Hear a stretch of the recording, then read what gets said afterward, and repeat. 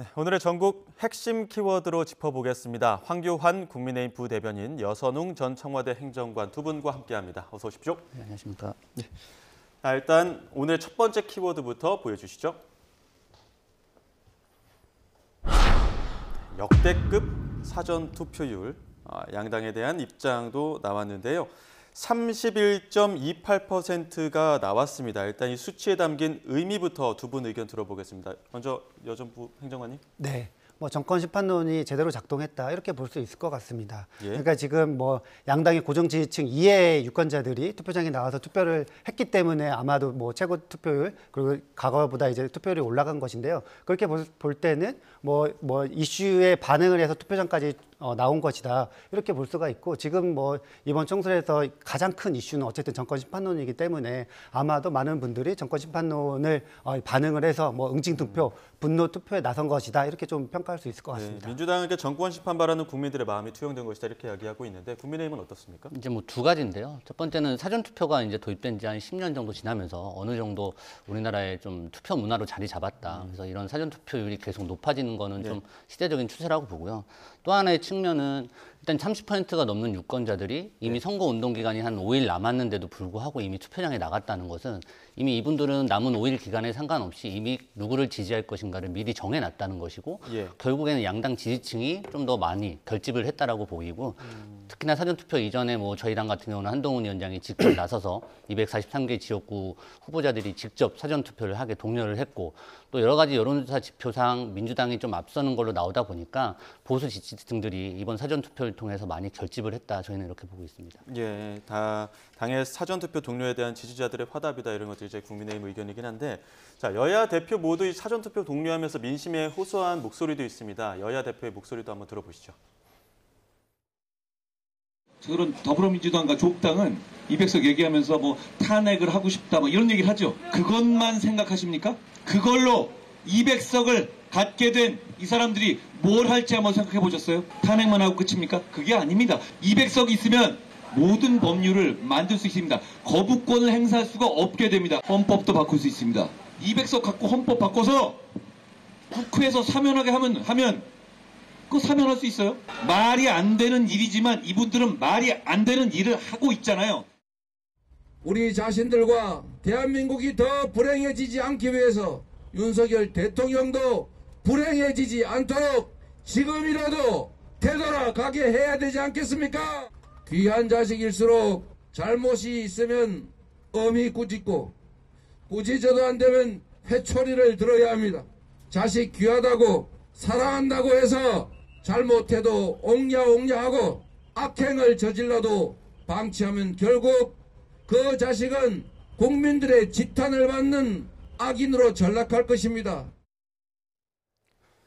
워낙 유권자들의 사전투표에 대한 관심도 많았었고, 이제 본투표 이틀을 앞두고 있기 때문에 양당 수장들의 어떤 발언들도 조금 더 세지는 부분들이 있는데, 일단은 사전투표율 관련해 좀 구체적으로 좀 살펴보겠습니다. 물론 지역별로 봤을 때 전반적으로 다 오르긴 했습니다만 그중에서 좀 눈에 띄는 지역구들은 있었거든요. 어디에 좀 사전투표를 눈에 띄게 보셨습니까? 아무래도 크게 오른 지역들이 이제 서울, 인천, 경기, 그러니까 아무래도 수도권들이 접전지가 많다 보니까 이런 부분에서 사전투표율이 좀 많이 높아졌는데요. TK 지역이나 대구 경북 지역이나 아무래도 호남 쪽은 지지율이 오늘 사전투표율이 올랐다고는 하지만 어느 정도 양당이 조금 우위를 점하고 있기 때문에 아무래도 투표를 가려는 심리는 조금 떨어졌다고 보고요. 다만 격전지에서는 지금 한 표, 두 표 아니면 내가 투표하느냐에 따라서 후보가 달라질 수 있기 때문에, 특히나 수도권 같은 경우 지난주 금요일, 토요일 그 시점이 민주당의 이제 김준혁 후보나 양문석 후보, 이지은 후보, 지금 수도권에 나온 후보들에 대한 어떤 논란들이 가장 좀 최고조에 달했을 때입니다. 그래서 저는 그 이슈에 반응한 수도권의 많은 주민들께서 사전투표에 좀 임하셨다. 그래서 서울, 경기, 인천 이 부분에 투표율이 좀 많이 올라갔다 이렇게 생각을 합니다. 최근에 야당 후보들과 관련된 논란들이 좀 있기 때문에 그런 부분에서 수도권에 좀 반응하지 않았을까라는 분석을 해주셨는데요. 민주당에서는 좀 특히나 호남 지역의 투표율이 좀 높은 부분 그리고 서울 지역 투표율 높은 부분도 민주당이 좀 유리하다 이렇게 보는 것 같더라고요. 근데 전반적으로 사전 투표율이 되게 높기 때문에 아마도 예. 이것은 뭐 응징 투표에 나선 것이다 이렇게 이제 해석을 좀 하고 있고요. 이번 사전 투표율 중에 조금 관심 가는 지역이 지금 부대변인께서 이야기도 하셨지만 이번에 국민의힘에서 굉장히 사전 투표 독려 운동을 했어요.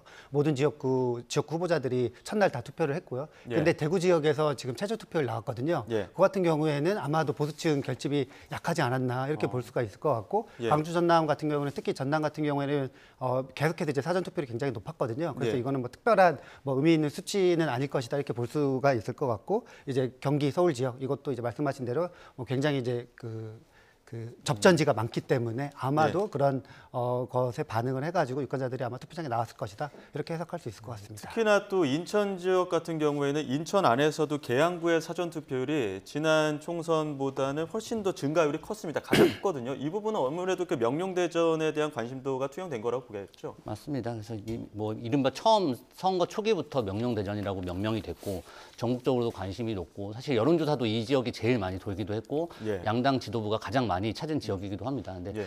그만큼 사실 뭐 원희룡 장관에 대한 관심도 있지만 반대로 이재명 대표가 지금 현역 의원이기 때문에 이재명 대표에 대한 평가 그런 의미로서 그 계양구의 투표율이 좀 높아졌다고 생각을 들고요. 예.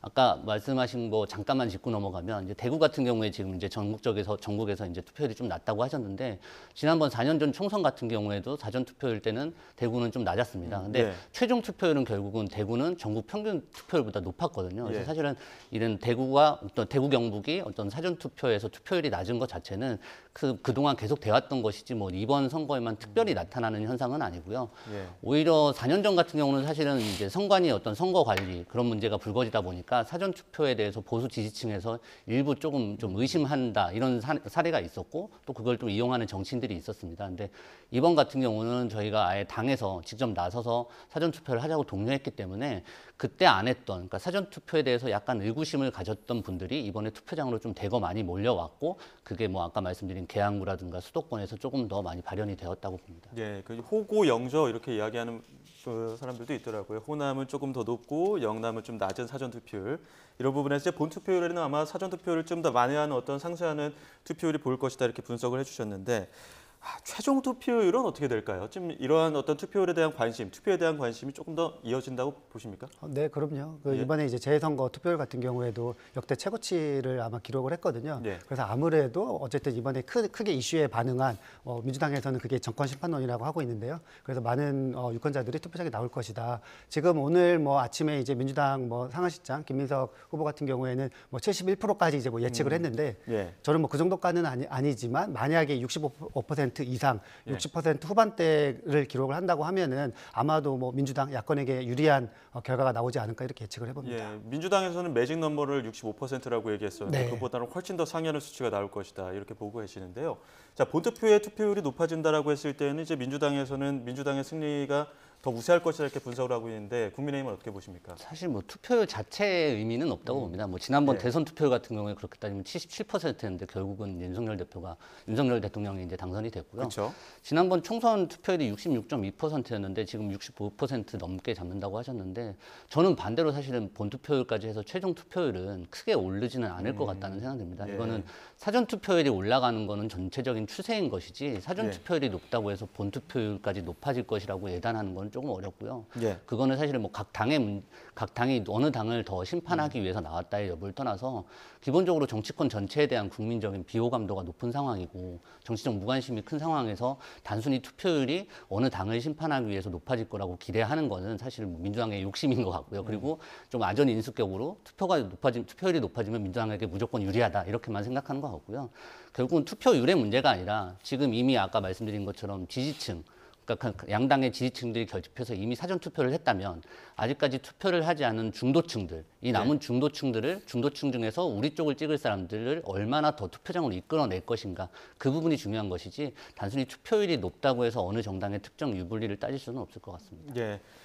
자, 공식 선거운동 기간이 이제 딱 이틀도 안 남았으니까 오늘 이제 반나절 끝났고 이제 내일 남은 건데. 오늘 이제 한동훈 위원장은 경기 광주부터 용인 그리고 수원까지 반도체 벨트를 도는 일정들이 있습니다. 마지막 또 개항 일정도 있더라고요. 네. 이재명 대표는 주로 이제 서울 접전지로 해서 한강 벨트를 좀 공략하는 부분들이 있는 것 같고요. 자, 이틀 남은 입장에서 국민의힘 한동훈 위원장의 어떤 공략은 어떤 지점이 있다고 보십니까? 결국은 이제 중도층, 마음을 정하지 못한 중도층들이 가장 몰려 있는 곳이 서울, 경기, 인천, 수도권이라고 보고 있는 거고요. 예. 수도권에 있는 의석 자체가 이제 100석이 넘는 전체 의석의 거의 절반에 조금 못 미치는 그 정도 의석을 갖고 있기 때문에 예. 이 부분에 좀 집중을 하고 한동훈 위원장이 계속 말씀하셨던 이제 격전지 55곳 이 중에서도 상당수가 사실은 수도권에 몰려 있습니다. 지금 특히나 사전투표 이전에 문제가 됐던 후보들, 아까 말씀드린 윤석 후보라든가 김준혁 후보, 이준 네. 후보들 다 수도권 후보들이거든요. 서울이나 경기 후보들인데 이분들을 갖다가 민주당에서 결국은 사전투표 전에 정리를 하지 않으셨습니다. 그러니까 그 부분에 대해서 남은 이틀간 계속 부각을 시켜서 결국은 마음을 정하지 못한 중도층들이 자기들이 지금 180석, 뭐 200석까지 얘기하면서 좀 오만하면서 우리는 이 후보들을 그대로 안고 간다라고 생각하는 민주당을 심판해 달라고 호소를 하는 작전, 그런 전략을 지금 짜고 있습니다. 수도권, 특히나 이제 양문석 후보나 김준영 후보처럼 논란이 되는 후보들을 조금 더 공략을 하는 부분들이 있다라고 해주셨는데 이재명 대표는 그 동작을을 오늘도 방문을 하는데 7번째거든요. 동작을에 집중하는 이유가 있습니까? 뭐 한강벨트에서 가장 중요한 뭐 접전지이고요. 그리고 뭐 예. 동작을에는 어쨌든 민주당 그 국민의힘 후보 중에 가장 뭐 인지도 있고 뭐 이런 후보가 이제 나경원 전 원내대표가 나오셨기 예. 때문에 예. 아마도 이제 그 집중을 하는 것이고요. 지금 이야기 나온 것처럼 서울에 이제 그 여론조사 수치상 굉장히 접전지가 되게 많습니다. 예. 민주당에서도 지금 뭐 계속 아까 180석 뭐 이런 이야기 하셨지만 민주당의 공식 목표는 지금 151석으로 굉장히 그냥 딱 일당만 하자 이거예요. 예. 그래서 나머지는 이제 투표율 그리고 마지막에 달려 있는 선거운동에 따라서 아마 유권자들이 판단을 하실 거다 이렇게 좀 생각을 하고 있고 낮은 자세로 선거에 임하고 있다 이렇게 좀 말씀을 드리고 싶습니다. 예. 그 두 번째 키워드는 한번 영상으로 만나보겠습니다. 영상이 지금 아무래도 총선 날짜가 다가오다 보니까 막판 신경전도 있고 그런 신경전 속에서 떠오르는 아이템이라고 해야 될까요? 또 대파와 삼겹살 논란이 있어서 영상부터 먼저 보겠습니다.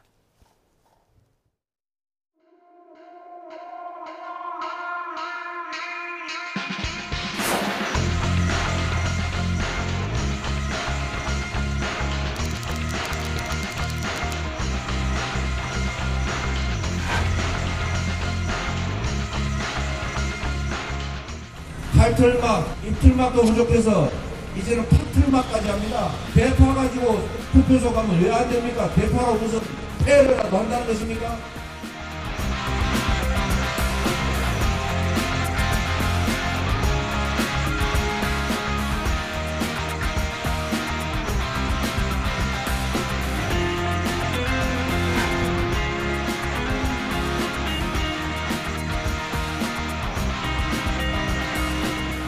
아니 왜 굳이 삼겹살을 안 먹고 삼겹살 먹은 척 합니까? 이런 거 제가 계속 얘기하는데 저를 고소하지 않습니다. 그리고 입도 뻥끗 안 합니다. 왜냐하면 지금 얘기하면 선거법 위반이 되거든요. 자기가 거짓말이니까.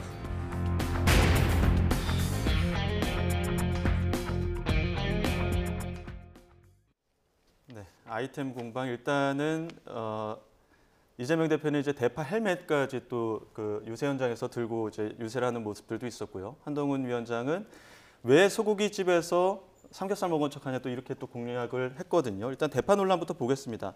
이게 그 대파를 가지고 사전투표소를 가면 안 된다 이런 그 선관위 해석이 있다 보니까 대파 펜, 뭐 대파 인형부터 와이퍼에 대파를 또 달고 가는 그런 유권자들도 있었거든요. 이런 현상들은 어떻게 바라보십니까? 선관위에서 굉장히 뭐 무리수를 둔 것이죠. 뭐 대파를 맨 처음에 이야기 나온 게 뭐 대파 들고 그냥 아마 그 정치적 표현물을 사용하지 않는 그냥 대파 들고 간 시민이 그거를 보고 이제 선관위에서 뭐 그렇게 이제 문의를 했는데 거기에 네. 답변하는 과정에서 조치를 그렇게 그랬다. 했다는 예. 거잖아요. 예. 그럼 저는 지금 저는 선관위가 이제 굉장히 객관적이고 중립적인 기관이라고 생각을 하는데 일부 선관위에서 이렇게 무리한 뭐 조치들, 행정 조치를 하는 것은 결코 이제 뭐 용산이랑 아니면 국민의힘의 여건에게 크게 도움이 되지 않는다 이렇게 좀 생각을 하고 있고요. 한동훈 위원장이 뭐 지금 이재명 대표 뭐 소고기를 먹었니 삼겹살을 먹었니 이런 이야기도 하고 있는데요. 굉장히 작은 문제 가지고 계속 꼬투리를 잡는다 이런 생각을 하고 있습니다. 그러니까 한동훈 위원장의 전략은 어쨌든 이재명 대 한동훈 구도 이 구도를 만들고 싶은 것인데 이런 구도가 지금 앞으로 선거 남은 뭐 이틀 기간 동안 동안 중도 무당층에 얼마나 호소력이 있을지 약간 의문입니다. 예, 그러니까 이재명 대표는 파틀막 이런 이야기까지 하다 보니까 좀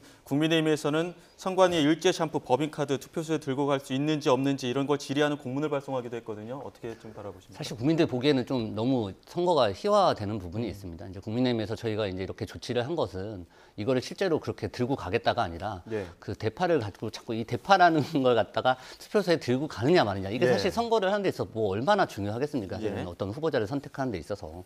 그리고 선관위에서 추후에 답변을 한 게 단순히 대파를 들고 가는 것은 문제가 되지 않는다. 근데 그 대파를 어떤 선거에 영향을 미치는 용도로 사용했을 때 그것이 문제가 된다라고 사실 얘기를 했거든요. 그래서 예.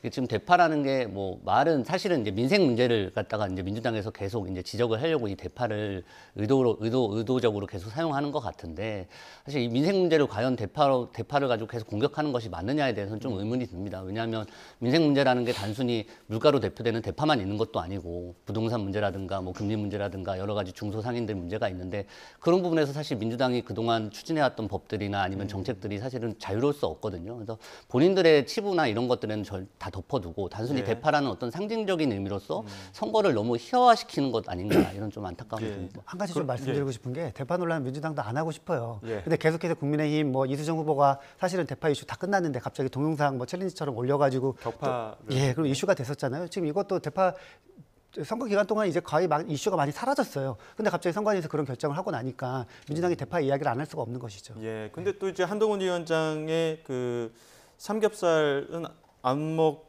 왜 먹은 척하냐, 그 거짓말이 좀 많다, 뭐 이런 이야기하는 지적에 대해서는 어떻게 바라보십니까? 이거는 이제 또 다른 아이템인데요. 그러니까 네. 대파가 민생 문제를 어떻게 대표한다면 삼겹살이라는 건 사실 민주당과 이재명 대표의 어떤 거짓말이라든가 그동안 보였던 이율배반적인 태도를 좀 상징하는 것 같습니다. 예. 누가 봐도 화로구이에 소고기를 파는 소고기집이 맞는데 거기서 삼겹살을 먹었다라고 굳이 왜 그 거짓말을 하느냐. 메뉴에 삼겹살이 있긴 하다고 하더라고요. 하긴 하지만 사실 그게 아니었고 또 하나는 어제도 당장 나왔지만 유튜브 이제 영상에 생중계가 됐는데 이재명 대표가 유세가 끝나고 하면서 일하는 척하기 힘들다 이런 영상까지 나왔거든요.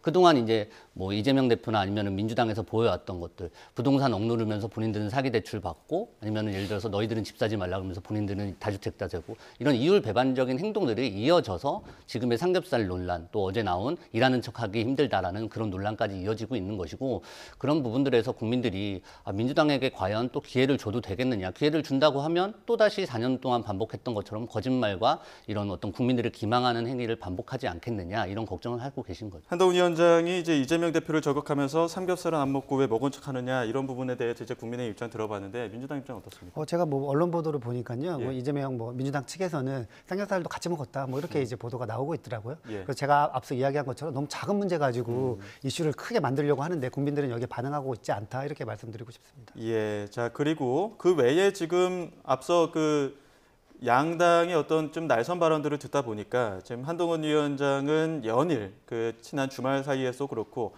그 범죄자들이 독재로 대한민국을 무너뜨리는 걸 막아달라 이렇게 이야기를 하고 있거든요. 또 민주당에서는 반대로 검사 독재에 대해서 좀 맞대응하는 부분들이 있는데 이러한 독재 프레임에 대해서는 어떻게 좀 생각하고 계신지요? 뭐 제가 뭐 국민의힘 걱정할 건 아니지만 저는 지금 국민의힘에서 가장 큰 선거 전략 중에 하나가 틀린 잘못된 선거 전략 중에 하나가 이조 심판이라고 생각을 합니다. 예. 그러니까 지금 야당을 심판하겠다는 거잖아요. 예. 지금 대통령 뭐 국민의힘 출신이고 지금 뭐 중앙정부, 지방정부 모든 대한민국 국가 권력을 다 지금 국민의힘이 가지고 있는데 왜 야당을 심판하죠? 저는 국민들이 지금 가장 큰 문제는 민생 문제, 뭐 경제 실정 문제 이런 거기 때문에 지금 2년 동안에 지금 국가 권력을 가지고 국정 운영을 한 세력에 대한 심판 선거가 가장 크다. 근데 지금 계속 야당 심판, 뭐 이재명 조국 심판해야 된다, 감옥 가야 된다 이런 이야기를 하는 것이 아마도 계속 윤석열 대통령, 한동훈 비대위원장 그냥 계속 검사 정권 이렇게 이제 이미지만 계속 고착화되는 것이 아닌가 이렇게 생각이 듭니다. 조금 좀 잘못된 전략이었다 이렇게 또 평가를 해주셨는데 어떻게 바라보셨습니까? 저는 두 가지인데요. 아까 말씀드린 뭐 민생 부분 얘기했을 때 과연 국민들께서 지금 민생의 어려운 책임을 과연 정부에만 돌릴 수 있겠느냐. 말씀드렸듯이 의회를 갖다가 민주당이 장악하고서 몰아붙였던 부동산 3법이라든가 당장 최근에는 중대재해처벌법 유예를 갖다가 민주당에서 거부해서 중소상인들이나 중소기업들이 어려워지고 있는 부분. 이 부분에 대해서는 과연 앞으로 정부만이 가질 수 있는 책임인가에 대한 문제인 거고요. 또 하나는 사실은 저는 검사 독재라는 말 자체가 조금 틀렸다고 생각합니다. 검사 독재라면 검사가 독재를 한다는 뜻인지 단순히 대통령과 위원장이 검사 출신이라고 해서 이걸 독재 프레임으로 만들어가는 게 검사 독재라고 한다면 이재명 대표가 어제처럼 어떻게 뭐 살인범 이런 발언을 어떻게 할 수 있겠습니까? 그렇게 일반적인 국민들이 살아가면서 우리가 자유와 권리를 지금 박탈당하고 있다고 느끼는 일반적인 국민들이 얼마나 있는지 좀 그 의문이고요.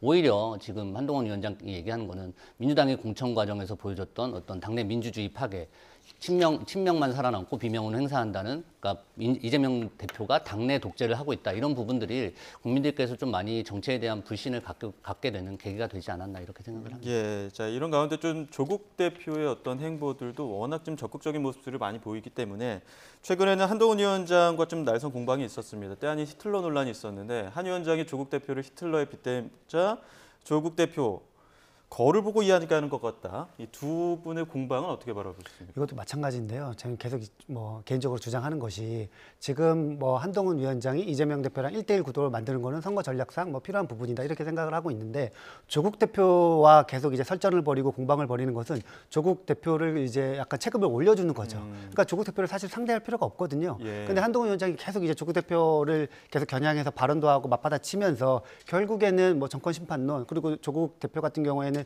윤석열 대통령, 그리고 한동훈 위원장 뭐 이렇게 이제 검사 정권의 약간 뭐 피해자 뭐 이런 이미지도 있지 않습니까? 그래서 그것이 계속 부각되는 것이 결국에는 국정운영 키를 가지고 있는 여당의 선거 전략으로는 별로 잘못된 것이 아닌가 이런 생각을 합니다. 예, 어떻게 바라보세요? 뭐 조국 대표 입장에서는 지금 한동훈 위원장과 둘의 공방 이렇게 묶이는 걸 환영하겠죠. 당연히 본인은 이제 선명성을 강조하니까. 근데 예. 다만 국민들 입장에서 봤을 때 과연 이재명 대표와 조국 대표가 다른 존재로 보일 것인가. 그러니까 저희가 프레임을 2조 심판이라고 잡은 것도 마찬가지지만 이재명과 조국은 다르지 않다.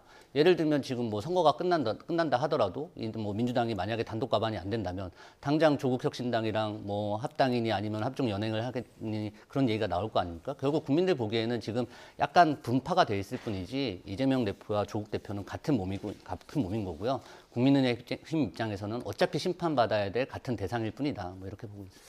자, 이런 가운데 또 전 현직 대통령의 행보도 총선을 앞두고 굉장히 많은 주목을 받고 있습니다. 세 번째 키워드인데요. 한번 보여주시죠. 네, 윤 대통령의 용산 어린이 정원 등장, 그리고 문재인 전 대통령의 김어준 콘서트장 참석.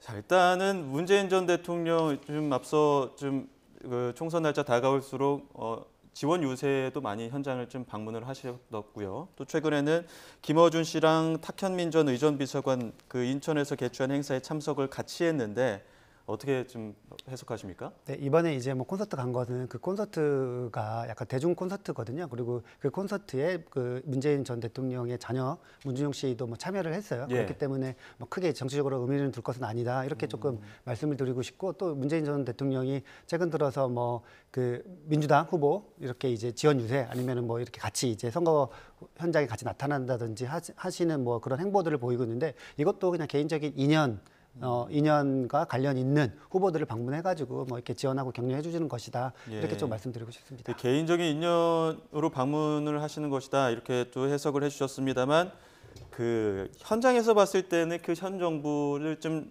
그 정신 차리게 해야 된다, 이런 선거를 해야 된다, 이런 이야기들도 하긴 했거든요. 그러다 보니까 그런 부분을 좀 국민의힘은 공략하는 것 같은데요. 맞습니다. 그러니까 전직 대통령이라고 하면 어떻게 봤든 그러니까 대한민국 나라의 큰 어른이시잖아요. 국민 통합과 여러 가지, 그러니까 지금 정부가 또 잘 되길 바라게 해줘야 되고, 또 조언 필요하다면 조언도 할 수 있고. 그런데 전직 의원으로서 오히려 나와서 뭐 현직 뭐 지금 정부를 비판한다거나 심판하자 이러면서 약간 갈라치기를 하고 있는 모습, 이런 부분은 사실은 좀 옳지 않다고 보고요. 두 번째는 본인 스스로 잊혀지고 싶다고 했지 않습니까? 그래서 서울이 아닌 경남 양산에다가 사저까지 만들어서 국민 세금을 만들어서 거기 가 계신 분이 다른 때도 아닌 하필 선거 때 나와서 특정 후보를 위해서 또 파란색 점퍼를 입고 지지를 한다는 거, 이게 과연 국민들 입장에서 옳게 받아들여질 것인가. 세 번째는 얼마 전에 이제 이런 말씀하셨어요. 70평생 이렇게 못하는 정부 처음 봤다. 그러니까 이게 사실 민주당 아까 뭐 저희한테 전략 말씀하셨는데 저는 이건 민주당한테 전혀 도움이 안 된다고 생각을 해요. 왜냐하면은 지금 정부가 못한다고 심판을 하자고 할 거면 전직 정부가 잘했을 때 그게 가능한 건데 문재인 정부 때 얼마나 힘들었는지는 국민들 다 기억하고 있거든요. 근데 전직 대통령이 나와서 이렇게 발언을 한다고 하면 국민들은 오히려 그때를 떠올릴 수밖에 없고 예. 아까 말씀하신 것처럼 그냥 개인으로서 할 수 있다고 했는데 만약에 박근혜 전 대통령이나 이명박 전 대통령이 나와서 지금 유세하고 빨간색 점퍼 입고 한다면 민주당에서 가만히 있으시겠습니까? 저는 아니라고 보거든요. 그래서 이런 부분은 선거의 유불리를 떠나서 전직 대통령이 나라의 큰 어른이 좀 국민 통합을 위해서 힘써 주셔야 되는데 선거판에 뛰어든 것 자체가 저는 매우 부적절하다고 봅니다. 예, 앞서 출연 중에 문 전 대통령이라는 자막이 문 전 부부로 좀 잘못 나간 부분들이 있습니다. 이 부분에 대해서는 시청자 여러분께 사과 말씀드리겠습니다. 양해 바랍니다. 자, 윤석열 대통령의 어떤 행보도 워낙에 전직 대통령도 그렇고 현직 대통령도 대통령의 총선을 앞두고 그 행보에 대해서는 여러 가지 메시지, 여러 가지 해석이 좀 분분한 측면이 있습니다. 윤석열 대통령 지금 부산에서 사전 투표를 했고요. 또 어제는 용산공원을 깜짝 방문하다 보니까 이러한 행보들도 어떻게 좀 다르게 해석하는 부분들이 있는 것 같아요. 어떻게 바라보십니까? 이것도 너무 예. 현직 대통령은 사실 선거 기간 동안 아무런 뭐 민생 활동이나 아무런 활동을 할 수 없는 건 아니지 않습니까? 예. 이날도 사실 뭐 부산대 병원 자체를 갖다가 거기만 가려고 했던 것도 아니고 사전 투표를 뭐 거기만 하려고 해서 일부러 부산에 간 것도 아니고 예를 들어서 선거에 영향을 미치려고 한다면 오히려 더 격전지나 아니면 더 상징성 있는 뭐 대통령 지지세가 강한 곳이라든가 아니면 오히려 격전지를 가겠죠. 부산에 가서 한 이유는 단순히 그때 부산 경남에 일정이 있었고 또 사전 투표를 독려하기 위해서 한 것이기 때문에 그걸 가지고서 너무 하나하나 일일이 다 부산대병원 갔다고 해서 국민들이 대통령이 부산대병원을 갔으니까 국민의힘을 찍어야겠다라고 생각하는 국민들이 어디 있겠습니까? 예. 상식적으로 그렇지 않습니까? 너무 꼬투리를 잡는 것 같습니다. 근데 이제 부산대병원이 이재명 대표 이송됐던 병원이기도 했고 또 그 자리에서 이제 윤석열 대통령이 그 환자들이 그 부산대 권역 외상센터가 어떻게 보면 지역 최고 병원인데 여기를 외면하지 무작정 서울의 대형 병원을 찾고 있다 이렇게 지적하는 부분들이 있다 보니까 이런 부분에서도 이재명 대표를 겨냥한 발언 아니냐 또 이렇게 나오는 것 같거든요. 뭐 현직 대통령의 행보이기 때문에 당연히 이제 뭐 민주당 같은 경우에는 민감하게 반응할 수밖에 없고 특히나 이제 총선 시기잖아요. 총선 때 어쨌든 뭐 대통령이나 아니면 정부 강요들 이렇게 사실 몸조심을 해야 되는데 지금 윤석열 대통령 같은 경우에는 뭐 민생 토론한다고 전국에 순회하신 것도 민주당에서 굉장히 비판을 하고 있거든요. 뭐 저는 뭐 이런 부분에 있어서 뭐 일부 이제 뭐 민주당 또 야권의 지적은 있을 수 있다고 봅니다. 근데 뭐 기본적으로 저는 뭐 그 대통령도 뭐 정치인이기 때문에 여기 대해서 과도하게 뭐 정치적 의미를 부여해가지고 공격한다던가 정치적 공세를 펴는 거는 뭐 맞지 않다 이렇게 좀 생각을 하고 있고요. 네, 뭐 그렇습니다. 네. 자, 마지막으로 두 분께 짧게 여쭙겠습니다. 이제 총선 이틀 남은 상황에서 막판 승부수 혹은 표심을 좌우할 변수는 어떤 게 있을까요? 결국은 민주당이 아직까지도 오만한 태도를 보고 있다는 부분, 그러니까 일부 문제 있는 후보들에 대해서 결국 국민들이 지금 뭐 당신 농성도 하고 지금 규탄대회까지 하는 와중에도 우리는 그거 없이도 그 사람들 계속 데려가도 이길 수 있다라는 모습을 보이고 있는데 그런 부분에 대해서 국민들 중도층께서 좀 분노하고 계실 것이고 반대로 보수층에서는 지금 이대로 가면 정말로 나라가 좀 힘들어질 수도 있다라는 어떤 위기감을 가지고서 결집을 할 수 있을 거라고 봅니다. 그래서 그 부분에 대해서 남은 이틀 동안 최대한 국민들을 설득하는 작업을 해야 될 것 같습니다. 자, 후보 논란을 좀 짚어주셨는데 어떻게 보십니까? 지금 이번 선거는 사실은 뭐 구도 이슈 발언 뭐 이렇게 구도 이슈 인물 이게 이제 선거의 3요소인데 지금 선거는 사실은 정권 심판론이 너무 그 세게 작동을 하고 있기 때문에 다른 뭐 개별적인 이슈 이게 이제 선거 판세에 큰 영향을 미치지는 않을 것이다 이렇게 좀 판단을 하고 있고요. 민주당도 아까 뭐 제가 모두에 말씀드렸듯이 지금 민주당의 목표는 151석입니다. 그래서 뭐 아주 겸손한 자세로 낮은 자세로 국민들께 하나하나 이렇게 지금의 국정 운영 잘못됐다고 생각하면 민주당을 선택해달라 이런 기조로 이제 뭐 선거에 임하고 있다 이렇게 말씀드리고 알겠습니다. 여기까지 듣도록 하겠습니다. 네, 지금까지 황교안 국민의힘 부대변인 여선웅 전 청와대 행정관 두 분과 함께했습니다. 고맙습니다.